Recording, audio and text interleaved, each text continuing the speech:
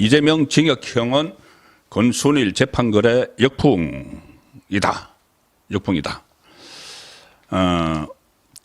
그러니까 선거법 사건 이 1심 판결문이 자 언론에서 다 이제 입수를 해서 여러 가지로 분석을 하고 있는데 이 부분에서 제가 좀 확 눈에 띄는 대목을 몇 가지 좀 추려서 말씀을 드리겠습니다. 이게 관심이 있고 또 다 기억이 났을 만한 그런 부분들인데 이 판결문이 A4 용지로 133쪽 분량이어서 이 꼼꼼히 살펴봐야지 이 판결문에서 이제 숨어 있는 행간의 뜻을 좀 의미가 있는 그런 뜻을 찾아볼 수가 있습니다. 일단 이재명에 대한 유죄 판단 이유가 여기 다 적시가 되어 있는데 김문기 전 처장을 몰랐다 이 발언하고 그리고 백현동 부지 용도 변경에 대한 발언 이게 허위사실 공표다 이것이 이제 재판부의 설명이죠. 근데 그 중에서 이게 있습니다.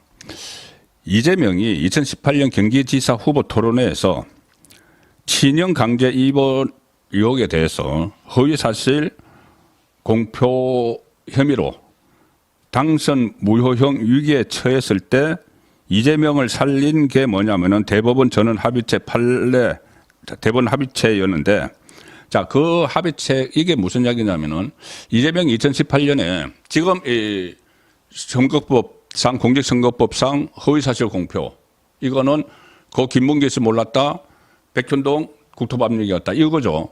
그런데 2018년에 이미 비슷한 허위사실 공표로 기소가 된 적이 있죠. 경기도지사 선거에 나갔을 때 이번에는 대통령 선거고 그때 뭐였냐면은 허위사실을 두 개를 했습니다. 하나는 친형 강제 입원을 자기가 시키지 않았다. 그리고 또 하나는 검사사칭을 한 건 누명을 쓴 거다. 두 가지죠. 검사사칭을 한 건 누명을 쓴 거다. 이거는 1심, 2심, 3심에서 다 무죄가 나왔습니다. 왜 무죄가 나왔느냐면은 김진성 씨가 허위 증언을 해줬기 때문에 무죄가 나왔죠. 그것이 이건 완벽히 성공한 그 사주인데 그런데 이재명은 이것을 실패한 위정교사라고 이야기를 하고 있죠. 완벽히 성공한 위정교사에서 그때 세 개 다 무죄가 나왔습니다. 검사사칭 부분은. 그런데 친형 강제 입원 부분은 1심에서 무죄였는데 2심에서 징역 벌금 300만 원이 나왔습니다. 벌금 300만 원이 그대로 확정되면은 그때 이재명은 바로 그 자리에서 경기도지사직에 날아가고 앞으로 5년 동안 선거에 못 나가고 대선에 못 나가고 그러니까 지금의 이재명은 없는 거죠. 그리고 그때 선거 보존 비용 받은 거 30억 원도 토해냈어야 됩니다. 지금은 이제 대선이니까 434억 원. 그때 경기도지사 선거 300원 보존. 그런데 300만 원 벌금이 대법원에서 무죄 취지로 파기환송돼 버렸죠. 그 파기환송을 시킨 사람이 시키는데 주도적인 역할을 한 사람이 바로 권순일.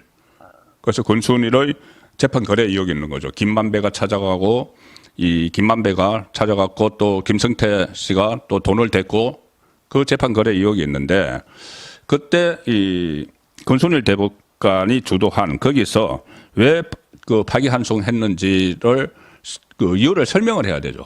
그 이유를 이렇게 설명을 했었습니다. 이 후보자 토론회 그때 후보자 토론회였습니다. 그때 바른미래당의 김영한 후보 지금 충북지사는 김영한 후보가 그때 이재명 후보에게 이렇게 물어봤습니다. 형님을 정신병원에 입원시키려고 했느냐? 이 후보 토론회에서 그러니까 이재명이 그런 일 없다 이렇게 답했지만 이게 나중에 관여를 한 것으로 파악이 돼서 허위사실이 된 거죠. 이렇게 됐지만 대법원 그때 권순일이 개입한 그 대법원에서 왜 무죄를 선고를 했냐면은 후보자 토론회에서 질문 답변 같은 것은 적극적 허위사실 표명이 아니라면 처벌할 수 없다. 이렇게 이상한 그 논리를 대서 무죄 취지로 파기환송을 했죠. 적극적 허위사실 표명이 아니라면 처벌할 수 없다. 그러면 그 다음에 이런 말들이 나왔죠. 아니 그러면은 토론회 하면서 TV 토론, 대선 후보 토론이든 지방자치단체장 토론이든 토론회 하면서 소극적인 거짓말을 하면 되는 것이냐. 이런 말이 나올 정도로 아주 허술한 그런 논리를 가지고 이재명을 무죄를 시켰던 거죠. 자, 그런데 이번 재판부는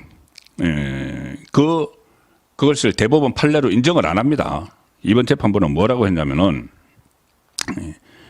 이 방송에서 이번에 이제 그 본인이 이재명이 고 김문기 씨를 몰랐다, 골프를 안 쳤다 이렇게 이야기한 것은 그 방송은 시민 패널이 질문을 하면 그에 대해서 피고인이 일방적으로 자신의 입장에서 발언하는 형식이었다. 그러니까 그때 토론회와 다른 것이었다. 지금은 일방적으로 자신의 입장을 발언하는 것이었고 토론회처럼 공방이 이루어지지 않았다. 그래서 이렇게 이야기합니다. 대법원 판결의 법리가 이재명을 그때 무죄로 해줬던 그 법리가 이 사건에 그대로 적용되지 않는다. 선을 그어버렸습니다. 일종의 권순일이 주도한 그때는 억지로 깨맞췄다는 이야기죠. 무죄 취지로 파기환송한 거. 그래서 이게 무죄가 아니다. 이렇게 이게 뭐 판결문안에 이런 게 들어가 있기 때문에 결과적으로 4년 전에 이재명을 기사회생시킨 그 후보 토론의 발언 무죄라는 그 판례가 이번에는 적용이 안 됐다. 어떻게 보면은 이게 학습 효과죠. 그렇게 궤변 비슷한 이 논리 가지고 무죄를 그때 선고했는데 이번은 상황도 다를 뿐더러 이게 뭐 소극적 그러니까 적극적 거짓말, 소극적 거짓말 이런 거는 받아들일 수 없다는 겁니다. 자, 그것이 결과적으로 보면은 역풍이 돼버렸다. 권순일이 그때 주도를 해서 이 재판 거래가 이루어진 의혹이 있는 그때 이 후보 토론회에서의 발언은 무죄다. 이 판례가 있었지만 이번에는 그 판례를 적용하지 않았다. 깨버렸다. 그래서 4년 만에 오히려 그것이 이재명에게는 치명상이 돼버리는 그런 상황이 전개가 됐습니다. 그리고 판결문에 이 부분도 한번 좀 살펴봐야 되는데 그동안 고 김문기 전 그 성남도시개발공사 개발처장 왜 극단적 선택을 했을까? 그런 생각 많이들 하셨을 겁니다. 그때는 많이 보도가 됐지만 이 판결문에서 좀 구체적으로 나왔는데 생각을 해보시면은 그때 본인이 호주 뉴질랜드 가서 딸에게 영상까지 보냈죠. 상당히 그 딸을 뭐 애틋하게 생각을 하면서 아빠가 오늘 시장님이랑 이재명 시장님이랑 본부장님이랑 유동규 본부장님이랑 골프를 쳤어. 참 재밌었어. 이런 영상이 있었지 않습니까? 그것이 그 영상이 이번에 또 이재명을 유죄로 하는데 결정적인 그 증거가 되죠. 근데 어쨌든 그렇게 자상하고 한 고 김문기 씨가 왜 극단적인 선택을까지 했을까? 도대체 대장동과 관련해서 무슨 일이 있었기에 그 생각을 저도 계속 했습니다. 그래서 제가 몇 차례 말씀드렸다시피 그것은 어쨌든 이재명이 고 김문기 씨를 몰랐다고 했어야 되는 이유는 그때 선거에서 대장동 사건이 막 핵심 이제로 그 쟁점으로 떠오를 때이기 때문에 대장동 사건을 실무적으로 대장동 그 개발을 실무적으로 관리했던 김문기 씨와 그 알게 된다고 하면은 대장동에 엮여 들어가는 것이다. 그리고 또 그 김문기 씨가 이 초과 이익 환수 조항을 그 조약에 넣어야 된다. 민간업자들과의 관계에서 그래야지 민간업자들이 돈을 못 가져간다. 그걸 뭐 3번이나 4번이나 강조를 했는데 그 묵살됐다. 자, 그래서 여러 가지로 그 과정에서 뭐 괴로움이 있었을 것이다. 뭐 이런 그 추측들이었는데 이 판결문에 이게 내용이 나와 있습니다. 김문기 씨가 왜 그런 상황까지 갔는지에 대해서 이 재판부의 판결문에서 대장동 개발 관련 핵심 실무자로 김문기 전 처장의 이름을 무려 291번 언급을 합니다. 김문기. 그리고 김문기 전 처장이 스스로 목숨을 끊게 된 과정도 자세히 서술합니다. 자, 2021년 9월경부터 대장동 개발 특혜 의혹에 대한 수사가 본격화되죠. 그때 이재명은 경기도지사이면서 유력한 대선 후보, 뭐 대선 후보로 확정될 것으로 보입니다.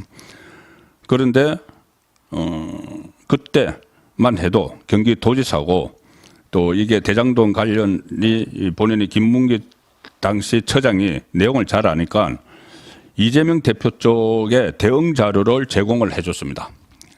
이재명이 이제 수사를 받으니까는 이재명 쪽 변호인들 또는 뭐 비서실이나 이런 데겠죠. 그 김문기 씨가 내용을 잘 아니까 대장동 관련해서 오히려 이재명 쪽 편에 서서 그때는 당시 이제 모시던 상사였고 경기도지사까지 됐고 대선 후보까지 됐으니까 그렇게 해서 대응 자료를 제공하고 서로 같이 검토하면서 이재명 대표를 도왔다.